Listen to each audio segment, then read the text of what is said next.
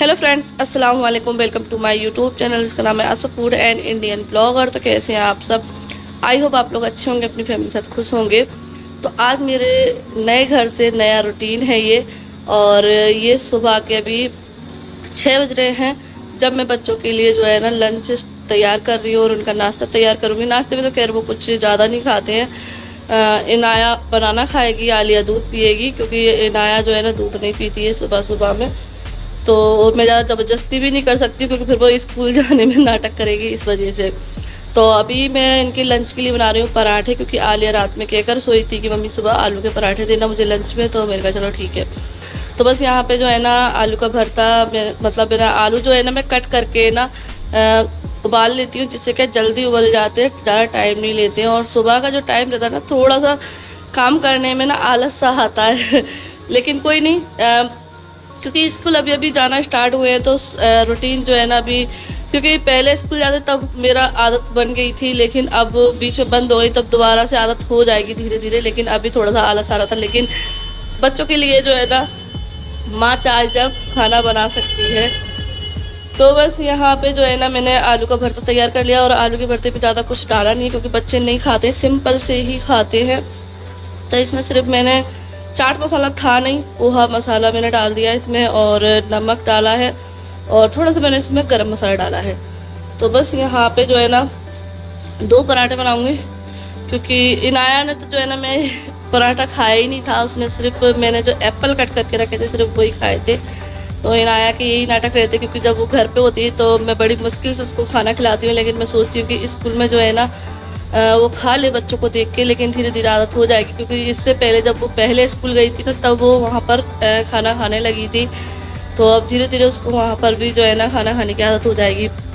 और ये भी है कि मैं नीचे बैठकर खाना अब आसानी से बना ले रही हूँ, वरना शुरू में तो जो है ना मुझे इतनी मुश्किल आई थी ना, कि एक बार तो ऐसा लगने लगा था कि शायद मैंने गलत फैसला लिया आने का। लेकिन देखो, आदत तो करना पड़ती है सब तरह की। तो बस इसीलिए मुझे बनाते बनाते अब तो खैर आदत हो गई है, क्योंकि शुरू में जब मैं आई थी ना तब मुझे जो है ना थोड़ी सी दिक्कत होती थी बैठकर खाना बनाने में। और पहले शादी से पहले हमारे घर पे तो जो है ना नीचे ही बैठकर खाना बनता था। लेकिन शादी के बाद से जो है ना मैं खड़े होकर ही खाना बना रही हूँ, इतने टाइम लंबा समय हो गया। अब उसके बाद जो है ना एकदम से इस तरीके से बैठकर, लेकिन ठीक है, सब मैनेज हो जाता है। तो बस नाश्ता वगैरह, उनका लंच वगैरह तैयार हो गया है। और बस यहाँ पे अब मैं बच्चों को उठा लिया है, उनको ब्रश वगैरह करा के। आलिया नहा ली थी, नाया नहीं नहाई थी, क्योंकि बारिश वगैरह लगी हुई है इस वजह से, और थोड़ा उसको जुकाम भी हो रहा है। तो आज सिर्फ आलिया नहाई थी।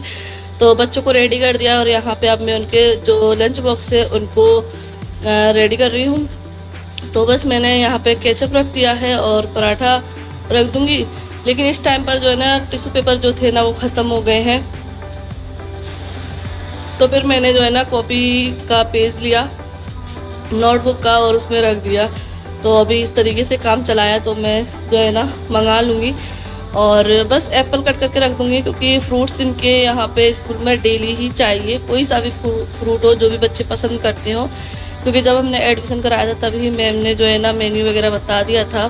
और फास्ट फूड वगैरह नहीं ले जा सकते हैं, मना कर रखा है बिल्कुल भी। मैगी वगैरह ये तो चलता ही नहीं है, तो इसलिए मैं देती भी नहीं हूँ। तो बस यहाँ पे जो है ना फ्रूट्स बनाना दे देती हूँ, और ये एप्पल, क्योंकि यही 2 फ्रूट है जो पसंद करते हैं। और मैंगो भी करते हैं, लेकिन मैंगो जो है ना थोड़ा चिप रहता है, तो बच्चों को अच्छे से खिलाना पड़ता है। तो स्कूल में देना सही नहीं लगता। हाँ, थोड़े बड़े हों बच्चे तो दे सकते हैं, लेकिन अभी मेरे बच्चे छोटे हैं। तो बस यहाँ पे बच्चे रेडी होकर बैठे हैं, और थोड़ी सी उनको नींद भी आ रही है। इनाया को आ रही है, क्योंकि इनाया नहाई नहीं है। आले तो नहाई है, तो वो तो आराम से बैठी हुई है। तो बस यहाँ पे उनके बैग में चेक कर रही हूँ और सारा सामान लगा रही हूँ।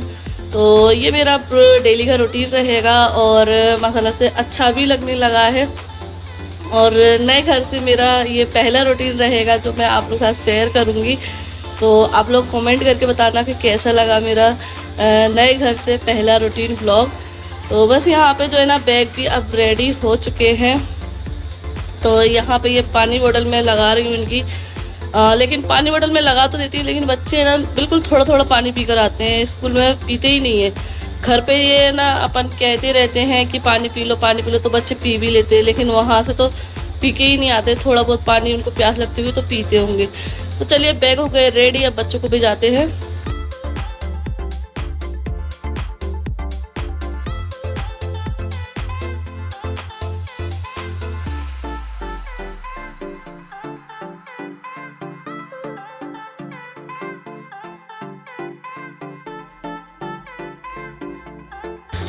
तो बस बच्चे वगैरह रेडी होने के बाद जो है ना अभी बैठे हुए थे, क्योंकि गाड़ी आने में थोड़ा टाइम था। तो इनाया बोलने लगी मम्मा मुझे टॉफ़ी चाहिए, तो फिर ये जो है ना लेकर चले गए और अभी इनको टॉफ़ी वगैरह दिला कर लाए। फिर उसके बाद गाड़ी आ गई थी, तो फिर वो बच्चे जा चुके हैं और अब मेरा जो काम है वो स्टार्ट हो जाता है।